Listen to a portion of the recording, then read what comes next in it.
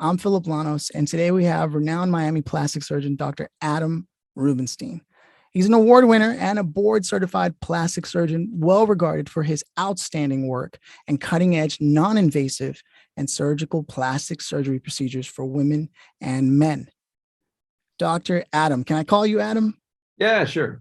All right. Adam, it's good to have you on. How you doing today? I'm doing great. It's good to be on. Thanks for inviting me. Yeah, I was doing some research and loved what I saw when you advised people to make sure that the people they go to for plastic surgery work are not just certified by the cosmetic board, but by the American Plastic Surgery Board. And for me, that was huge because it meant integrity lies behind all that you do. Is this true? It's completely true. The thing about that is people don't really know. I'm in the business. I know it takes me 5 minutes to look up a doc and I can know everything you'd ever want to know about that person. But the average person looking around, just trying to choose a doctor out of the air, it's not so easy. And there's a lot of, crap out in social media that, you shouldn't trust. There's a lot of good stuff there too, but it's hard to be able to dissect one from the other. And, not everybody is really telling the truth or telling the whole truth. And it's hard to know. So one way to know, you're talking about the board of the American Board of Plastic Surgery. That's it. That's the only board that certifies plastic surgeons in the United States that is recognized by every hospital, by any credentialing board. It's got to be the American Board of Plastic Surgery. If you ask, are you board certified? That's not enough, because you could be board certified in pediatrics, in emergency medicine, and doing cosmetic surgery. This is no joke, man. This Wow. happened. This is real. I've heard this more than once before in almost every specialty, and it's not what should happen. You certainly, if you knew that the person you were going to was an emergency room doctor during the day and was doing liposuction at night, would you choose that person? No. Right. So a lot of the stuff that I do is trying to educate and try and show that lesson in a funny way, sometimes in a dramatic way, trying to get these messages across, because nobody gives a crap about this until they need to. And then at that point, sometimes it's too late. And that's what I really want to get down and dirty into, because I believe that you have been able to successfully not only have a career, but a business, right? Which are two different things that most people don't seem to understand. There's a differentiation. You've been able to not only develop yourself and get yourself licensed, which is the career path, right? You've also been able to build a practice that knows how to get clients, that knows how to educate clients, and all the peripherals that have to do with that. Now, was this something that came natural to you, or how did you find within yourself the businessman aside from the craft that you practice? Well, it's not easy. Doctors are notoriously terrible business people because we don't get any training in business. Unless you have a personal interest or you studied it at some point, there's no training in business in medical school. You get no business training in residency. And in plastic surgery, for what I do, I'm in private practice myself. Most of my colleagues that do cosmetic surgery are in practice for themselves. And, you're suddenly jumping into the deep end, and you damn well better learn to swim. And you do it, it's like trial by fire. It's not easy. And, for me, I've always been entrepreneurial. I was the kid that always had a little business going. I always had this side hustle that was always working. And I've been in so many different fields, so many different businesses. I've owned 2 or 3 of my own businesses that I started and ran. It's, even when I was a little kid, it's kind of a funny story. Yeah. When I was a little kid, I'm talking elementary school, right? 1st, 2nd, 3rd, 4th grade, up to 6th grade. When I was a kid, 6th grade was still elementary school. I found, like, in the 2nd or 3rd grade, by the end of the school year, I had no paper left. Your loose leaf paper that you put into the binders. You always start the year, you got a big ass stack of paper, and by the end of the year, you got no paper left. And it annoyed me. So I went to the library and I got a book on origami. Origami is the Japanese art of, folding paper to make little different things. So I learned how to make a whole bunch of stuff. And then the next school year, I would sell these little folded up things for paper. So, if it cost me one sheet of paper to make at that time, one of the popular things was this thing called snappers, your little triangular folded. Yeah, you know what I'm talking about. I know what you're talking about. All right. So, you grab it and snap it and make this loud pop. And I would fold them and I have them ready among lots of other things. I had a pretty big inventory, actually. So I would fold all this stuff, and it cost me one sheet of paper to make a snapper. I'd charge 2 or 3. So I'm making 200% profit on my snapper. So by the end of the year, I had this huge stack of paper. So it was never a problem anymore. That was my first business. I love that, because that just goes to show, often the question is asked, is someone an entrepreneur by birth, or can you develop it? And a lot of people argue that you can develop into it, but there's no substitute for someone who just operates and thinks like an entrepreneur just because that's who they are. And I want to know, how did you know at that age that you were just going to always be a business person? Or how did you come to conclude, yeah, no matter what I do, I'll always have a business bent to it? Well, I don't know that I thought about it that way. It's just, it's funny. Is it nature or nurture, right? That's really the question. Was I just born thinking this way, or, did my parents somehow, my parents were both teachers. It wasn't really, I wasn't exposed to business. I wasn't taught business principles along the way. So I think it just made sense to me. It's to a certain amount. I think nature had more to do with it than nurture, but I still had to get my own experience. I had to go and do stuff. It was born out of being a problem solver. That was, the first business was for paper, right? There's no cash, but then still in elementary school, you kind of look back at the pattern of developing as an entrepreneur and developing just as a business person. While I was in elementary school, now that we're talking more like 5th or 6th grade towards the end, back then the Smurfs were a big deal. All right. And this is back in the days where if you wanted to play video games, you got to go drop a quarter in a machine. Right. And Pac-Man was it. That was the big thing for a while. And so what I started doing, me and this other kid who partnered up with me went to get chocolate. And we were making little chocolates on a stick. And we made little Smurfs and Pac-Mans. And they were, first of all, they tasted great because it was, good quality chocolate. We melt it down, get it into the mold, we went to the store to find out how to make the stuff, and we made it. And we were like a crack dealer in school. Everybody was buying the chocolate. So much so, see, this is where I probably could have been a better businessman. I'll tell you another story. Seriously became like a crack dealer. We had kids that instead of buying lunch, they'd come and buy chocolates. They'd buy Smurfs and Pac-Mans. And in fact, even leaving school, walking home, we'd have parents coming up to us saying, hey, my son's having a birthday party. Can you give me 20 of those? Great, for sure. So, we were starting to do really well. So much so that on the flip side, there were parents that were complaining that their kid was spending their lunch money on our chocolate. And so I get a call, we get sent down to the principal's office. Right? And we're sitting there, and the principal is telling me, look, I know you're doing really well with this, and I applaud it, but we're getting complaints of kids that are spending their lunch money. They're not having lunch, they're getting chocolate. Now, this isn't a school project. If it was a school project, then, we could condone it, and, you could do this as if it was some sort of school project. And now my mature mind hears that, and I know exactly what he's saying. Right? He's not saying you can't do this, piss off, kid. He's saying, look, cut the school in on this, and you can make this something, right? Because he even said, if the school was somehow profiting, if the school was benefiting from this, then you could continue doing it.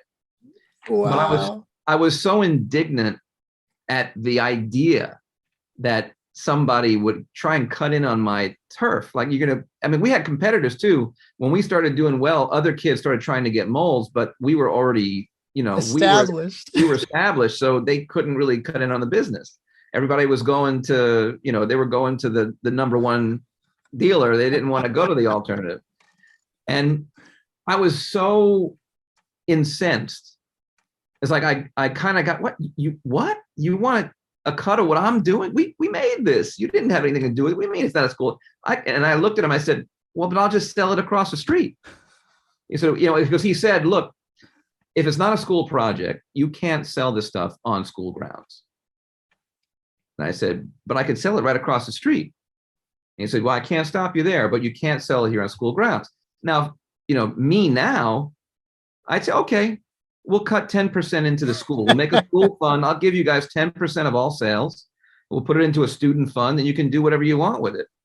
And I would have been huge. I mean, I would have been like the Starbucks of kids' chocolate, right? Because that's really what it was like. So back then I was just like, man, screw that. I'm not giving you a dime. Well, I'm not going to cut you in on this. It's crazy. Usually, like my principal shook me down. That's like the moral of the story. That's really what it is. That's Uncle what Sam. Yeah, man. I had to pay a tax of some kind. But we said no. And then, that kind of dwindled down because then nobody could sell anything on school grounds. And it wasn't as convenient and it just kind of went away. The principal came out like Christopher Walken, listen up. That's right. That's right. So we bring this forward to where you are today, and what a crazy, awesome story, right? You've just always had this. It's part of your path as you're just a business person. So it's not like you intentionally thought that way. It's just the way you operate in the world. So you get into this career path. You solidify yourself, get licensed, you checked all the boxes with the boards, everything, right? And you're in this practice, but just opening a practice, putting a sign and saying, here, I've got a practice, doesn't pay the bills. So at what point did you realize, okay, or was it almost immediate because it's just who you are? I need to now create a system that's going to not only display how much integrity I bring to my craft and what I'm doing for people, whether it's the history that you have with reconstructive surgery on top of everything else that you do, cosmetic wise, or is that where you started from and said, I'm going to put this messaging out? Or were you like, okay, I need to build a team because I can't just do it alone. So I'm going to start hiring some people to help me develop this. How did you launch the business side of your practice? It's always an evolution. You don't just wake up one day and say, okay, this is what I want to do. And now I'm going to get my team and bam, a week later, you're in business, right? It's an evolution. And, really, even today, my practice is a medical practice first and a business second, because medicine's different. In any other industry, pretty much almost any other, I'm sure there are other exceptions, but in most industries, you could make all kinds of crazy claims. I'm the best at this. We're number one for that. We're the top in the world. You can say all kinds of stuff, and it's mostly bullshit, but you could say whatever you want, and it's okay. Right? You can have misleading advertising. You can draw people in with claims of different things that, maybe are a little exaggeration. Maybe they're a lot of exaggeration. And that's all okay. No one's going to get hurt by doing that. They might get suckered in and maybe not get the experience they wanted or not get the product they thought they were getting, but you're not going to hurt anybody that way. With medicine, there's, people can get hurt. There's serious stuff on the line. And even in cosmetic surgery, people, we were talking about it before. People can go to the wrong kind of doctor and have a bad outcome or have a result that's not what they thought they were going to get. And they could have done better. And why? Because they were lured in by some claim. So in my practice and in most practices of my colleagues and people who are legit and properly certified, we have a standard of ethics that you have to live by. And before that, you're always a doctor first, no matter what. So that really governs what we do. Now, when you translate that as a business, understanding that patient care comes first. Well, now, if I'm delivering good care and I'm taking good care of people and they're getting good outcomes and people are happy and they're sending people, their friends and family to you, all right, now you got something rolling and the business side then becomes more important. Never more important than taking care of people and doing the right thing, but it's something you have to pay attention to if you want to grow and have a successful practice. Because you can kind of, putz along doing your own thing and just work by word of mouth. And honestly, before there was any kind of advertising and any kind of marketing, before there was even the hint of what social media is, that's what doctors did. They'd get out of training, they'd go hump it in the emergency rooms, they'd make relationships among other doctors, they'd get referrals, and their practice would grow, and it'd grow just organically, slowly, quietly, and that's how it would be.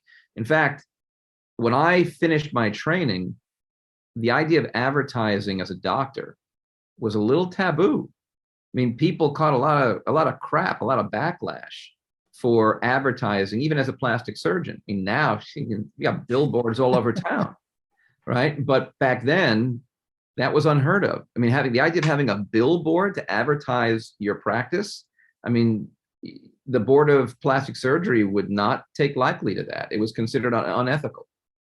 And things have evolved since then. So I've kind of grown up with that. And the idea of, you have to have a business, you have to manage your business. And it's not something that that comes naturally, even for, certainly not for me. It didn't come naturally, I would say, in terms of how to manage a medical practice. But because I've always had these little businesses, I mentioned these two fun ones I had when I was a kid in elementary school. And then going through high school, I had a computer consulting business. We used to sell software, we would design stuff, we'd sell hardware. And then I opened a photography studio. And there's always been a lot of little things that, it was a different step each time. And that experience kind of gave me a sense for good customer service, of how to take care of people. I worked in the restaurant business for a long, long time. And so all of that kind of brewed up in a big stew to create an understanding of just how to take good care of people and how to conduct yourself in business. But even with that, I still had a lot to learn. And it's a lot of on-the-job training. So it wasn't something that just happened. And I can't tell you that there was any particular formula. It just, as you're going through it, you see where the holes are, you see what you're deficient in. And it took me a while, speaking of deficient, it took me a while to accept that I could not do it all myself. I couldn't read books, and I couldn't, try and take a course or whatever to learn everything I needed to do, because I had to be a doctor. And I had to take care of the practice. Even today, I still manage most of my practice, but I have a practice manager. I have a business consultant now. I have various consultants I've used over the years to look at different aspects of business and to give advice and to help shape things to make us better. So, you have to recognize your limitations and understand you can't do everything all the time. And that, hey, there are people that do this for a living that have more experience than you and know a hell of a lot more than you and can help you. So, and then there's the idea of spending the money for that, right? I mean, it's a big leap at one point or another in a business to say, okay, I'm used to spending money for equipment and hard goods, things that I need to have. But at some point, you've got to make an investment in the future of the business that's not tangible. You have to put money down to say, okay, here's a person that has a lot more experience than me, that knows more than I do, that can look at what we're doing and probably make it better and make us more money. But in order to do that, I've got to pay this person, this consultant, to come in thousands of dollars that I can't touch and hold the result of. That's a leap of faith. And you really, at some point, you've got to make that leap to allow people to come in and help you and guide you and make you better. So those are some of the big steps that I had to make. And to top it off, you had the chance to train with some of the world's most eminent surgeons that were developing techniques for plastic surgery. Now, how did that come about for you? Because I can't imagine everyone gets to say that, right? So was it the school you went to, or was it, again, part of your savviness and making sure you were in the right room? And is that sort of how that worked? I got to tell you, I think that was just divine intervention. I mean, for me, I did general surgery in a program where I got lots of experience operating. And from there, I went and did a fellowship with one of the gods of plastic surgery, actually a couple of huge figures in plastic surgery, One is just one of the godfathers, really, in plastic surgery. And then another is one of the greatest craniofacial and pediatric plastic surgeons in the world. And that's just kind of happened. I did that, and then I did a fellowship in the person that basically invented microsurgery.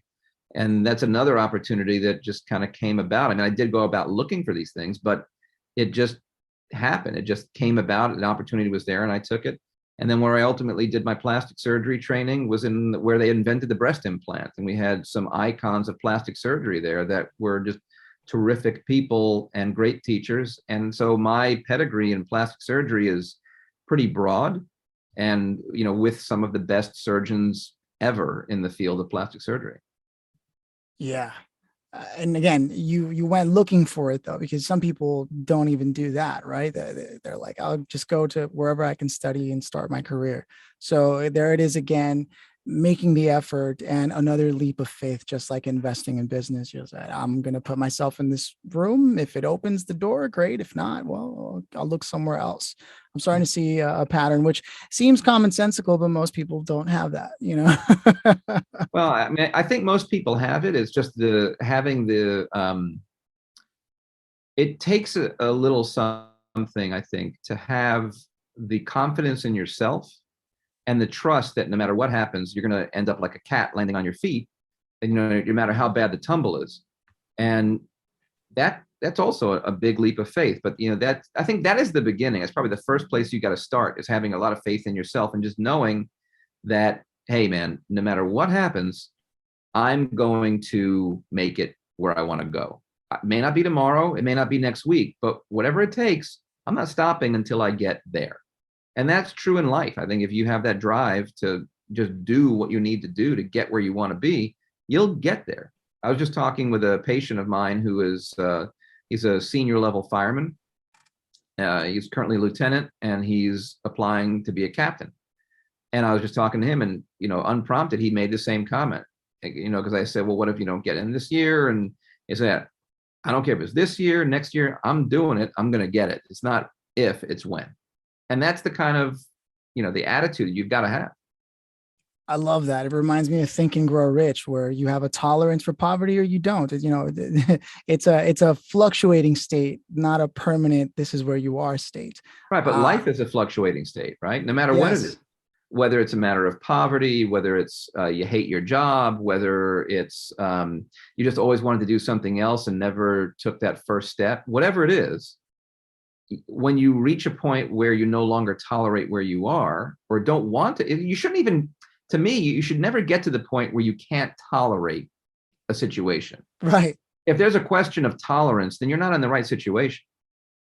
So you should have the confidence and a desire. If you have a drive or an ambition to go achieve something, start walking in that direction.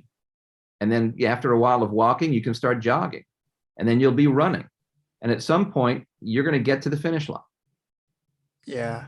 And, you know, I know that based on the level of integrity you bring, which happens to be far few and in between, only with you and your colleagues in that community, that means that there is a whole other side of the industry that doesn't do that. And when you are vocal about the fact that there is a difference between this type of surgeon and that type of surgeon, I'm sure there's some backlash. How do you deal with the industry trying to upset your standard just because you hold the standard higher? I don't know that. It's more like I wouldn't say the industry is trying to upset my standard, because I operate on my own standard. I don't hold anyone to my standard. I don't expect people to do what I do. It's more me trying to upset what I encounter frequently as an inadequate standard. I'm upending the bullshit that's out there. You know, I'm the guy standing up in the room saying, hey, the emperor is not wearing clothes. Okay, you all can look at this naked guy and say how wonderful the clothes are because you want to blow smoke up his ass. But the emperor's not wearing clothes. I'm the guy that's going to stand up and say that. And that does put me in a position for people to take shots at me and to, you know, put a target on my back for various things, because people don't like it. People don't like being called out. A lot of people that don't want the truth to be known, they will fight, kick, scratch, and steal to make sure that the truth is not known. And, when it comes to patient safety, where not knowing the truth can mean the difference between choosing a good situation and a possibly not so great situation, I'm going to stand up every time and do the right thing. And it does create and has created a number of problems for me, but I still do it because I think it's the right thing to do, and there's so few people willing to stand up and do it. Yeah. So it's not a matter of how I manage with it. It's this is who I am and this is what I believe. And we have to have at least this, at least do your job the way you're supposed to start with. Well, I think we all have to be governors of our own profession, right? You have to be the shepherd of your field. And if you're not, then all kinds of craziness can go on, especially in my field. Like I said before, there's pediatricians and emergency room docs and gynecologists, dentists that are doing cosmetic surgery that have no business doing it. But there's the idea, I can make a couple bucks doing it, so I'm going to go ahead and do it. And, I often say this is how I describe it all the time. Everyone knows the phrase caveat emptor, buyer beware. But I always say the emptors don't know how to caveat. So that's the issue. People get caught up and they don't know better. And I'm not trying to pat myself on the back. I never like to do that. But unless people like me and others stand up and say what the truth is and are willing to stand out and educate people and make sure that the truth is known, there are going to be a whole lot of emptors getting screwed. And when it comes to staying at the top of your field in terms of emerging technologies and such, how do you maintain that knowledge and information and skill set? Are you active in different communities? Do you regularly meet with your industry colleagues? How do you do this? Well, yeah, I mean, within plastic surgery, there are lots of meetings around the world that happen. I'm a member, and I've been on the board of the Aesthetic Society, which is a society for only board-certified plastic surgeons that are dedicated to the practice of cosmetic surgery. And a member of all of our big national societies, international societies, and I teach. I think teaching is one of the things that really keeps you on your toes and keeps you at the cutting edge. My particular interest is in new technology and emerging technology. I'm known internationally as a kind of a version of a gadget guy. All new technology I'll take a look at, and I own one of most everything that's out there. And we offer a huge variety of different treatments as a result. So I always feel like the bigger your palette, the better your painting. And we have a huge palette because I keep bringing every new technology. We'll play with it. We'll try it. We'll see what it does.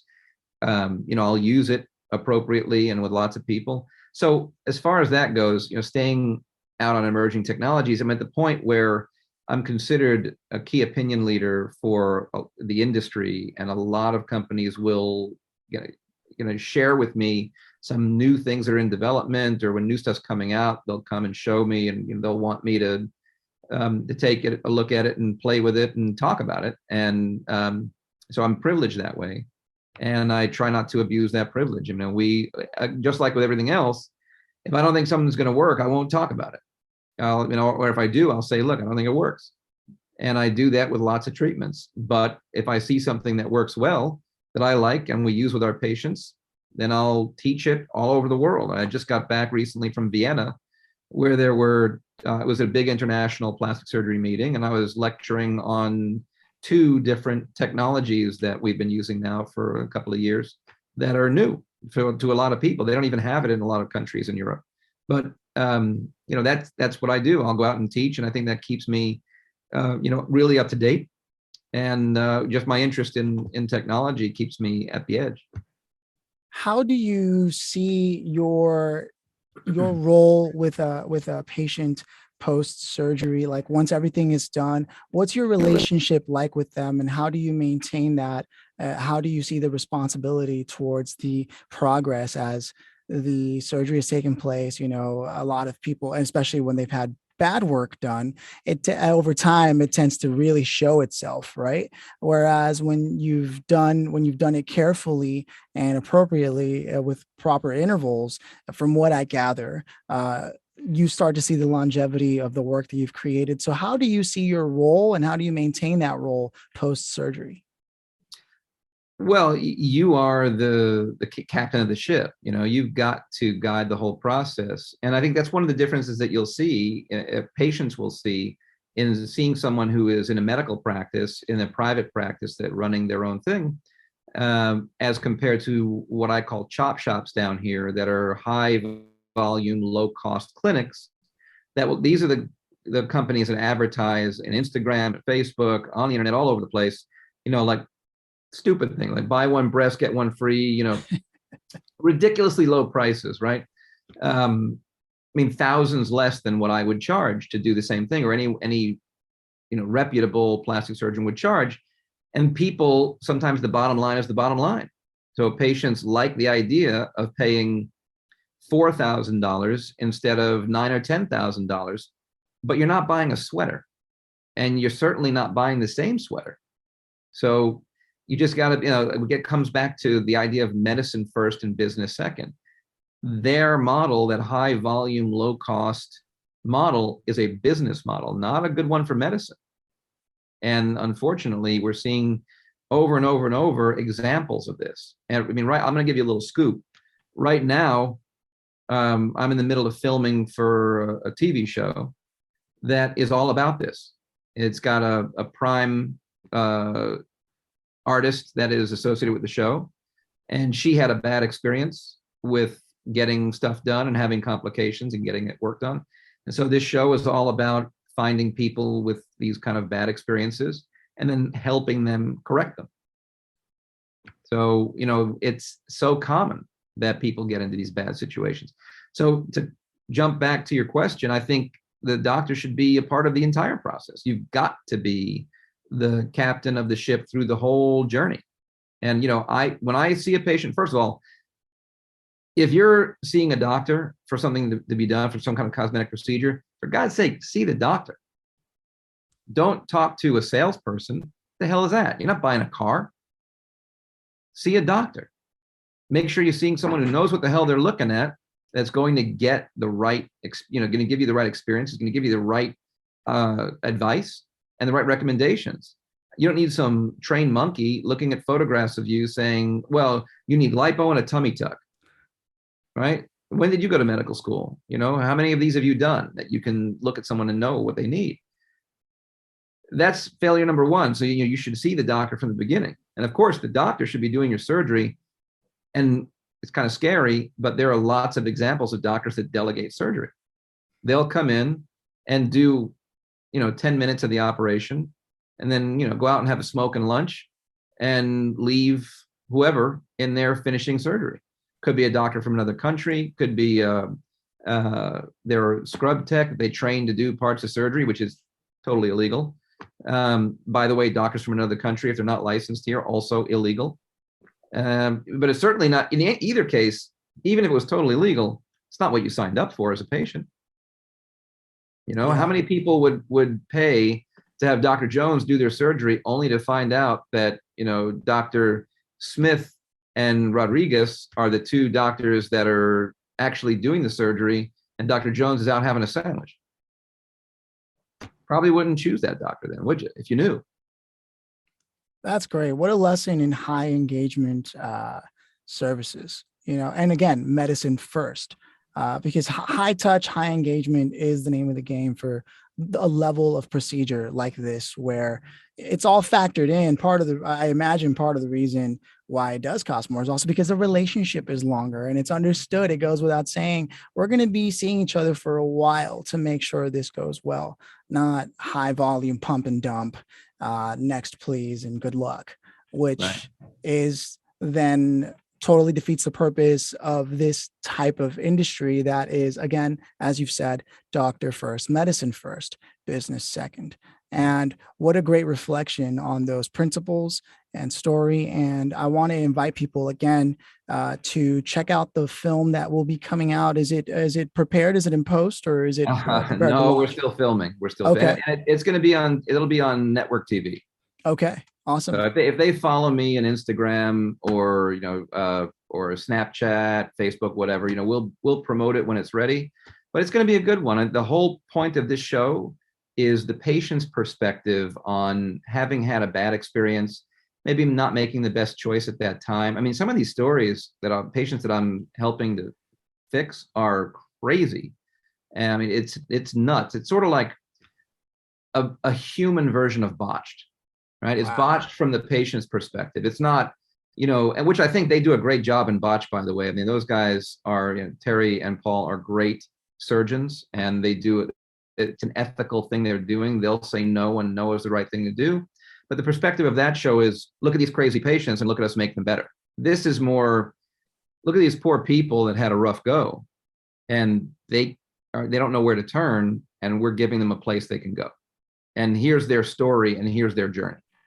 I love that. And do I have the right information here? It's Dr. Rubinstein and also at Plastic Surgery Truths. Are those the two? Yeah, I have two IGs, at Dr. Rubinstein. Dr. Rubinstein is that's the one for my practice. We show live surgery, so there's a lot of transparency. So if you check it out, you follow me, you can go into the story almost every day that I'm operating.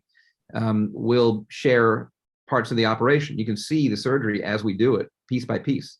And then the follow-ups, like today, I'm in the office, I was seeing a bunch of follow-ups and new consults.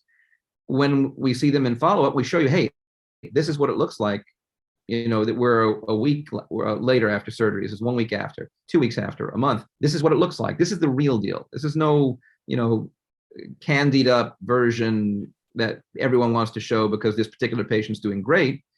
This is what an average patient looks like. This is what this process looks like. And when I have issues, someone has a problem healing, and we've got to deal with something, there's some sort of, complication or whatever. Thankfully, they're very rare, but every now and then it happens. We don't hide that. We show it. Look, this can happen. This is part of having this done. This is what we do, and you watch it heal as it goes through the process. And then in the end, if you deal with this right, this is what it could look like. And that's the process. It's not all glam and glitz and rose petals. This is what real plastic surgery looks like, and you should know. So, and that's what you get from the at Dr. Rubinstein. That and a whole bunch, and that's where we actually do a lot of the other educational stuff. A lot of videos we put out, like I make some funny stuff about teaching people the right lessons. So there's stuff there. And then Plastic Surgery Truths is all educational. That is, people send me questions, and we'll make a video to answer it. And we'll give you a shout out, if you're willing to get a shout out. And whatever you want to ask, we'll answer the question. We've got hundreds of videos there.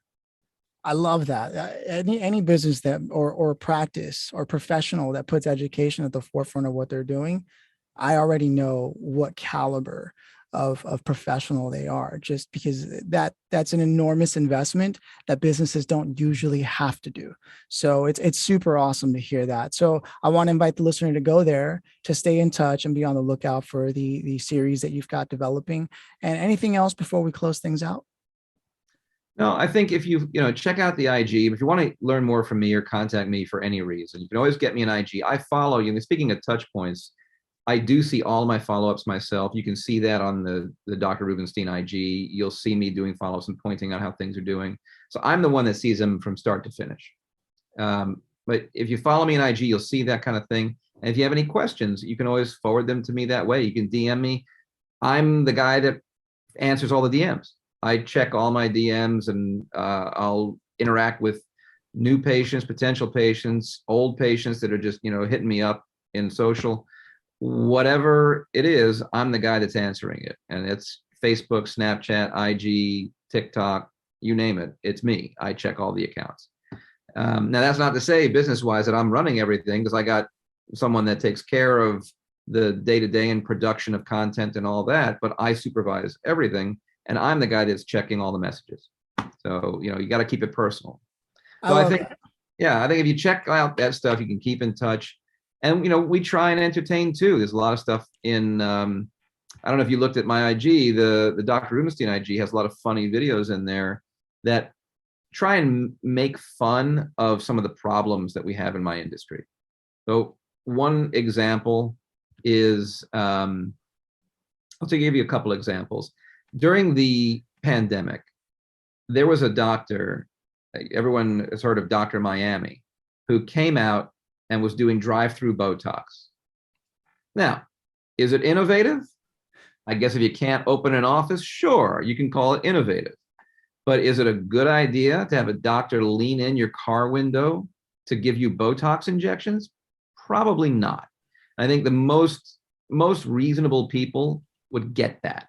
But you couldn't go anywhere to get the stuff done during the pandemic, so he had lines of cars.